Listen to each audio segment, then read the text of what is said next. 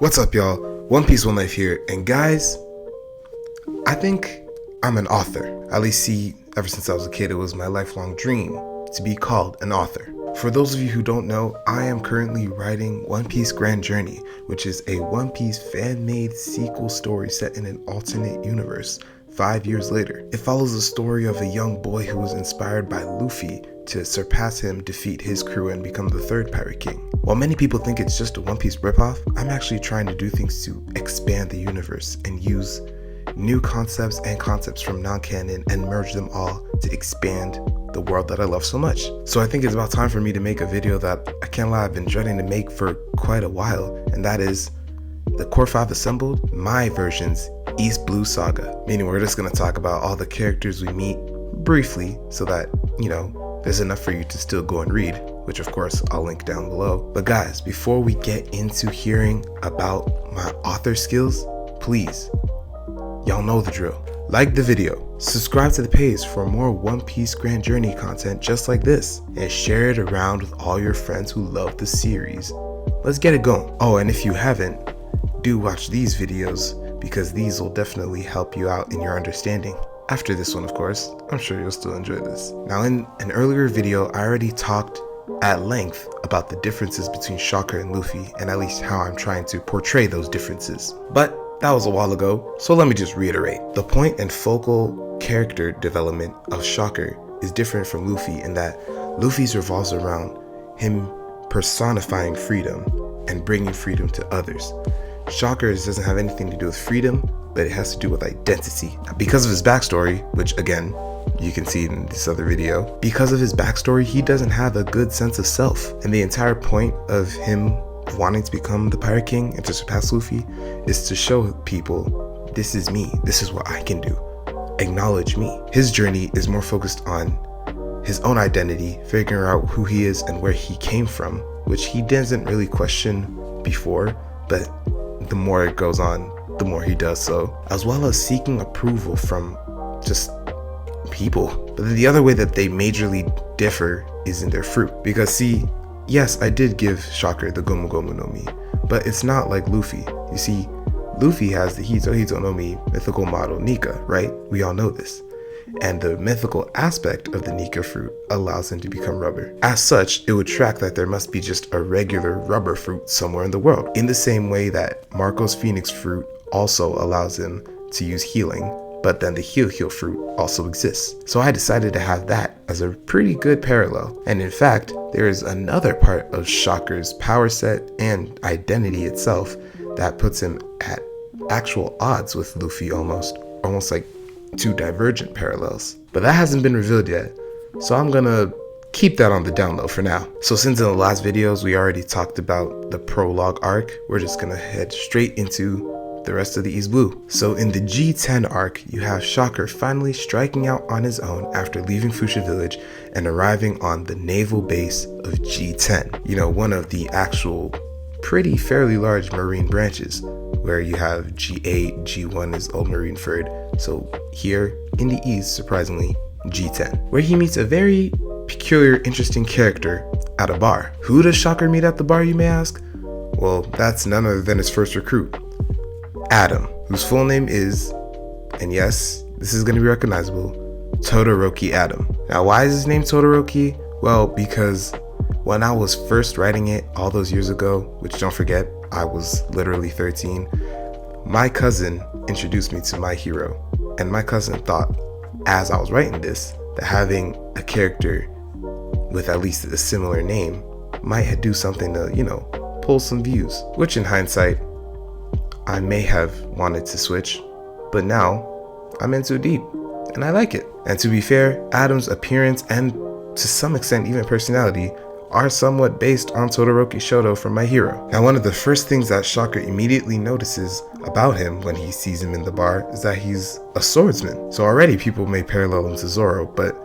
interestingly, I chose to switch things up for his backstory. Because see, in his backstory, he actually used to be the gunslinger of his friendship duo, and it was his best friend who actually had the dream of becoming the world's greatest swordsman. He only decided to take his friend's dream upon himself after his friend died, and no longer alive to fulfill your dream, so I'll fulfill it for you. One neat little detail that I added was that when he was a kid, he had a full head of like white hair, and the reason that he has red hair now is because he went on such a rampage after the death of his friend, where he just took a sword and started swinging, that his hair was permanently dyed red from blood. So, creepy dude. Now, we address this, which is, okay, cool, there's a lot of swordsmen, even in One Piece, but why make him a 3-sword style swordsman just like Zoro? Though in universe, right, for the longest time, he actually was a 2-sword style user. He would see pictures of Zoro in the newspaper and think that 3 swords is so impractical. But then there was a certain encounter with a group that happened that actually changed his views, because during that encounter, he got his hands on a 3rd sword, and after using it, he found that he was able to easily decimate the opponents. So since that day, he decided to take on the mantle of becoming a 3-sword style swordsman, and one that could hopefully surpass Zoro. Now, the other reason I did it was, at least for my mindset back then when I was very first making this, when I was 13 years old, it was to purposefully draw a logical, parallel for Zoro, especially when they fight. Because the way I thought about it back then, either the second to last or the last arc in my story is going to be a full-on just Davy back, where Shocker's crew is going to have to go against Luffy's crew. And obviously, with the parallels, it's going to be Adam against Zoro. Zoro, who by then will obviously be the world's strongest swordsman. So because he's a regular human, where he doesn't, he's not a fishman that may grant him extra arms or any other race or anything like that, I knew that giving him more than 3 swords for every single battle, to me, like the look of it, everything, it just felt clunky. I didn't like it. But I also thought that it wouldn't make sense for me to have him main as a 1 or 2 sword style user when Zoro uses 3 swords, because especially when Zoro's going all out, I do believe he's gonna need to at least match the number of swords he has. So that's how I landed on giving him the 3 sword style, and give him at least a fighting chance of beating Zoro. Of course, he's gonna have his own power-ups that are separate from anything Zoro can do, but besides that, Adam is kind of the typical, cool boy. You got your Sasuke's, your Todoroki's, your Yuno's. Now, after the duo manage to escape the base, they form a team and then quickly head on and sail on until they reach the next island, which is Verdant Green. And on Verdant Green, we meet Angel. Now, don't get me wrong, some people will definitely see the inspiration I'm drawing on from Nami's character, such as having similar roles as being the navigator and being a former captor of somebody that you don't want to work for. I actually think that Angel is the most far removed from her East Blue counterpart of the Straw Hats. See, and this is because it goes back to her dream and aspirations. Angel's dream is simply to find her mother. How did she get this dream? See, in her backstory, we learn that Angel and her mother used to live on an island secluded, just the 2 of them. They led a happy life for a long time and were just content with each other, until one day, Angel's mom up and vanished, saying that she has to go, but has to believe that she can see her again one day. And so Angel, at such a young age, mind you, has to strike off on her own to try and find her mom, hopping from island to island, until she reaches Verdant Green, and her search has to be put on halt because she's eventually enslaved by the crew that is taking over the town. And the crew that has taken over Verdant Green is none other than the fallen monk pirates, captained by worst generation member Mad Monk Urouge. So the reason I actually ended up using Urouge for this is because even up till now in the original series, he is still the only supernova that we do not, have any investment in, that we do not see anything from. So I wanted to give him, some sort of role to play in mind. But I also figured that because I'm tweaking the way that his devil fruit works, or at least adding onto it, since we don't know anything really about how his devil fruit works besides just what we basically see as Sabaody. But because I'm adding onto that, and I'm allowing Shocker to exploit a pretty big weakness, he is a notorious pirate who is strong enough to pose an early challenge, but also reasonable enough for Shocker to defeat at the stage. Of course, there's also the fact that with an 108 million bounty, the fact that Shocker defeated him was covered up, because if the Marines did know about it, then Shocker's bounty at the end of the East Blue would have been much higher than what it ended up being, which y'all will see towards the end of the video, with essentially the cover up just being them leaving as fast as possible on the Hanjo Maru. Now, when you look at Angel, her design and traits are based off of a combination, if you will, of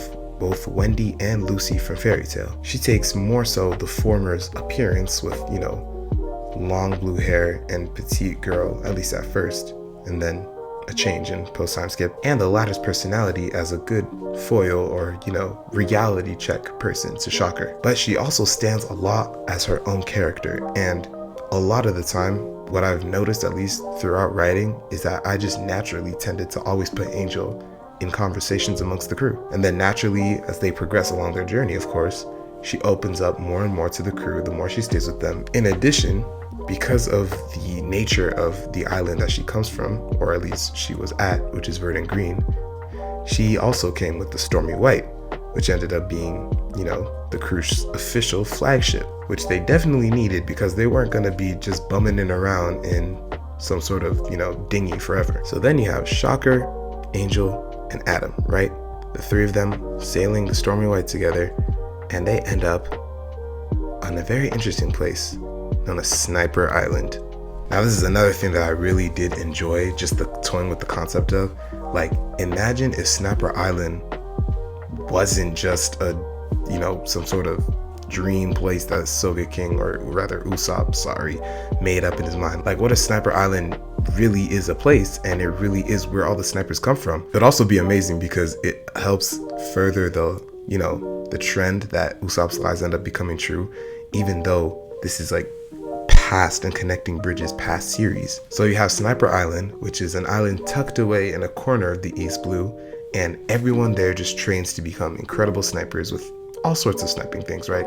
Guns, crossbows, bow and arrows, slingshots, anything that can aim and fire, they're good at it. And on this island, they meet Tako. Of course, people are gonna note the parallels between Tako and Usopp being, they're the sniper, and they seem to be a more so human-esque member of the crew, where at least they're more relatable for the audience. Now, the way that I changed things up for Tako is that even though he does use a slingshot like Usopp, the reason for it is different, especially when you consider that there's both an in-universe reason and a meta reason. Now, from a meta standpoint, there's two reasons really. The first is because as a black man in America, I do not like the concept of guns. I don't like the fact that guns is just something that people always have on them, and just the gun situation in America is a problem.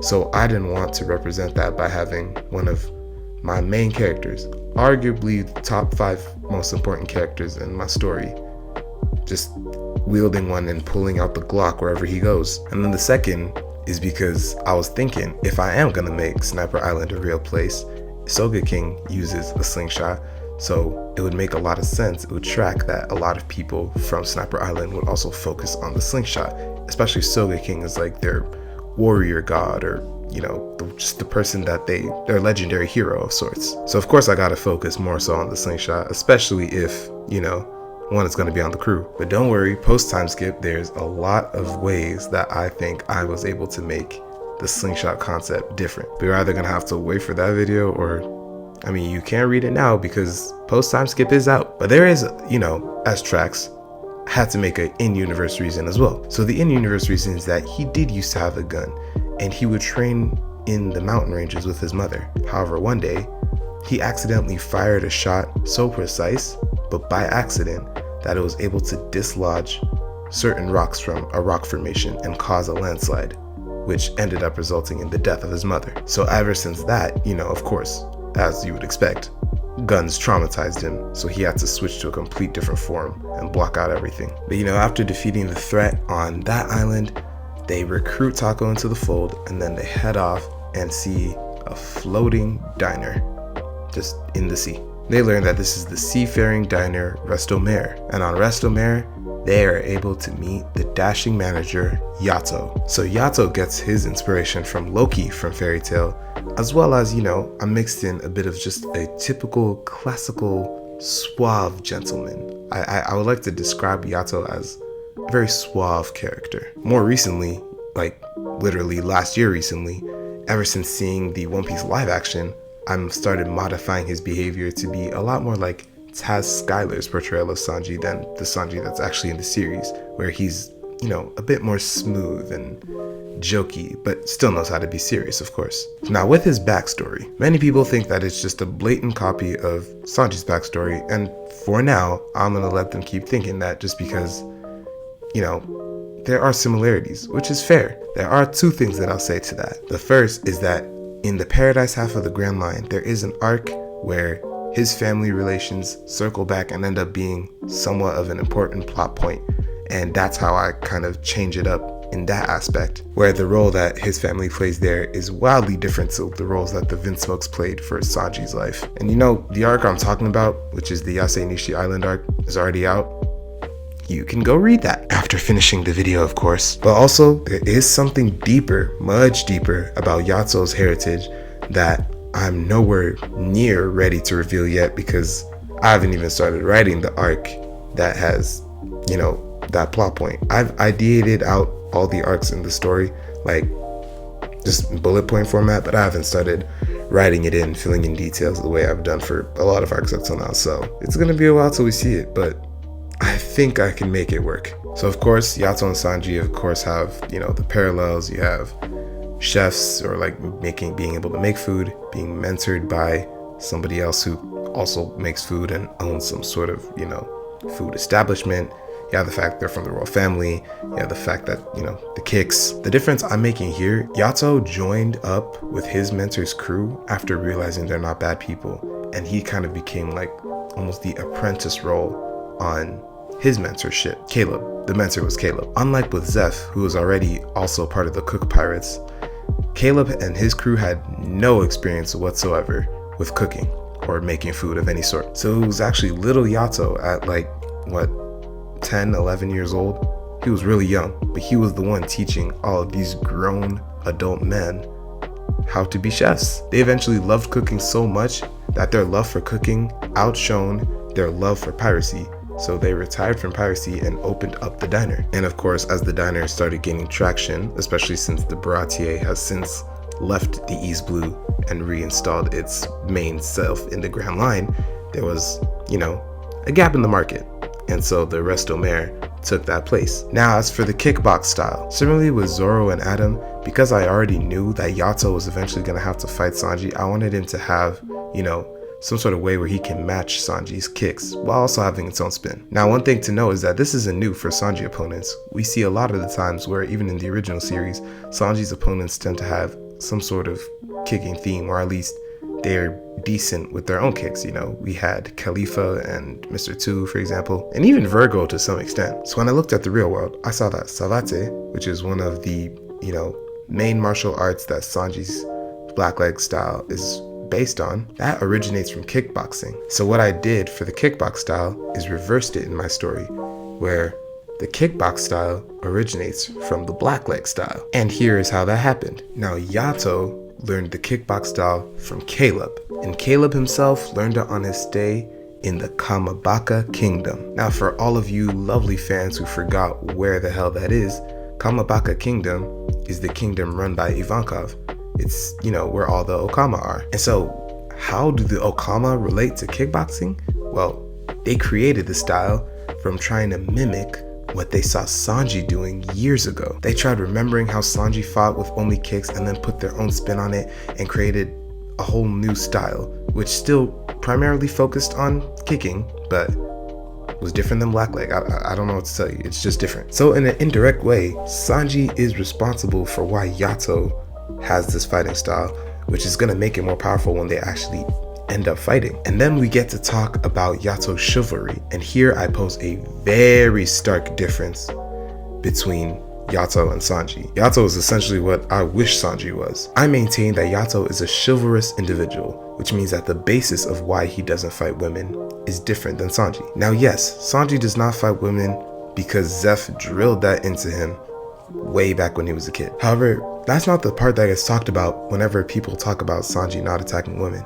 It's always more so the lecherous side, where the reason he can't attack them is because he's too busy fawning over them, drooling over them. See, Yato is different in that he will fight women if need be, because he has respect for both himself as a member of the Green Devil Pirates and his opponent as having their own intrinsic value. But at the same time, he doesn't believe that as a man, he should be using the same strength to beat a woman than it would take to beat a man. It just, the concept just doesn't sit right with him. And I can't lie, the reason that I made him like that is because that's what I believe. Now, stop. Everyone stop, because I am not saying that I'm just out here boxing women. That is not at all what I'm doing. What I'm saying is that at the end of the day, if this is a life or death situation where the aggressor happens to be a woman and me not doing anything results in my death and I can defend myself, I will do so. But at the same time, I just wouldn't beat on a woman the same way like I would be on it. Like, it just doesn't make sense. It just, you know, I guess it would say like it inherently doesn't feel right for me. I mean, people will be pissed no matter which side of the argument you take, honestly, because there's going to be people mad about why he's fighting women at all. And then there's going to be people saying that in doing so, it makes it seem like, you know, he's deeming women to be weak, or that I'm saying that I'm equating women to be weak, which, trust me, I'm not doing that at all. That's not the intention. So this has led to his own personal code, which is the 30% rule, which is that he will not use any more than 30% of his full strength in order to defeat a woman. And again, that's simply just because the concept of beating on a woman does not sit right with him. He does not like it. And I'm not gonna lie, in the story itself, it is something that he has to challenge himself with as well. You know, after all of this explanation, if you still don't feel right, you know, it's just one of those things where I don't know what to tell you. Now for the East Blue, I can't lie.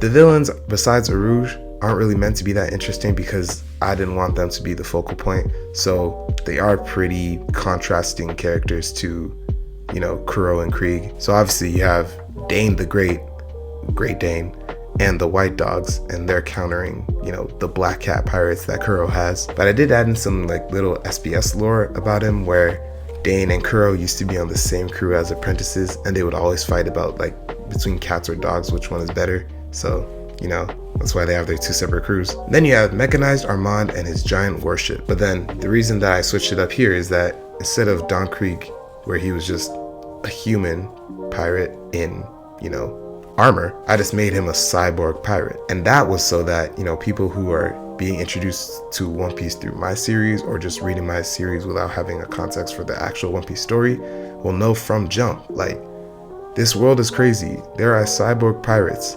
Be ready. Then the East Blue section finally wraps up with the Logtown arc, where, kind of similar to what the One Piece anime did, I have each of them doing a chapter long, you know, side quest on their own, just about the things that they're intrinsically interested in. Each one has their own standalone adventure in the city before they all have to, you know, culminate in coming together to escape the Marines because they have recognized Shocker, who they recognize because he has finally gained his first bounty for defeating the Pirates of the East Blue, being 33 million. 3 million higher than Luffy's first bounty. And just side note, this is also going to start a trend that I like to have where every single one of Shocker's bounty numbers has the number 3 in it. And that's because A, 3 is my lucky number, and as such, it's also Shocker's lucky number, but also because of the concept for Shocker that I'm having where third time is the charm. That is another part of his character that's going to like be built upon, you know, just the longer you read the story. So as the friends escape Logtown, get on their ship and head out, they head towards Reverse Mountain, where they reaffirm their dreams before they finally set sail into the Grand Line. So yeah guys, fairly longer video this time, but I just really wanted to come out here and explain what my East Blue Saga is about, especially my main characters, because these are the people that you're going to be following for, you know, a long time if you choose to read the book, which, please read it. I post new chapters Mondays and Thursdays, and I believe that by the time that this will be out, it's going to be around nearly chapter 160. Now that's the end of the video, y'all. Now please, guys, y'all know the drill. Like the video, subscribe to the channel for more content, especially about my story, just like this, and even for the chance to, you know, help me out with my story, if that's something you're down to do, and share it around with all your friends who love One Piece, who love the anime, who love the manga, who just love anime and manga in general, even if it's not One Piece. Share it to them. Remember, I'm trying to make a community, but I need your help to do it. And hey, what do you know? With that, break week's done. Next week, we're coming back with new One Piece chapters. So that's all from me this time, guys. I'll catch you on the next one. And always remember, One Piece, one life. Whew. Thank goodness the most stressful video that I've made in a while is out of the way. I'm just waiting for the comments to flood with One Piece copy, One Piece copy, One Piece copy. So I beat you to it.